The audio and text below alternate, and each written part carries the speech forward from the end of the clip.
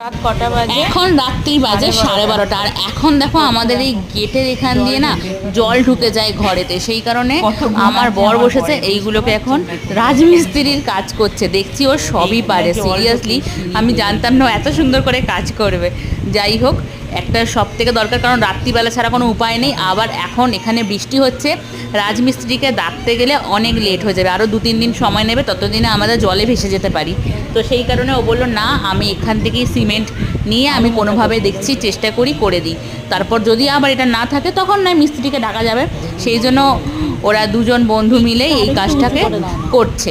আর আমি কি করছি বলো তো, অ্যাজ ইউজুয়াল যেটা করা সেটা হচ্ছে ভিডিও, কারণ এটাই তো আমার কাজ, আমি তো এটাই করব, তাই না? যাই হোক, আমার ভালো লাগলো দেখে যে আমার টাকাটা বেঁচে গেল। অ্যাকচুয়ালি রাজমিস্ত্রিকে দিলে তো ওর টাকাটাও খরচা হতো, সেই টাকাটা কিন্তু বেঁচে গেল। চলো চলো, এরপর কীভাবে এটাকে শুকাচ্ছে সেটা তোমাদের সঙ্গে শেয়ার করছি নেক্সট ভিডিওয়ে। ভিডিও করে রাখো।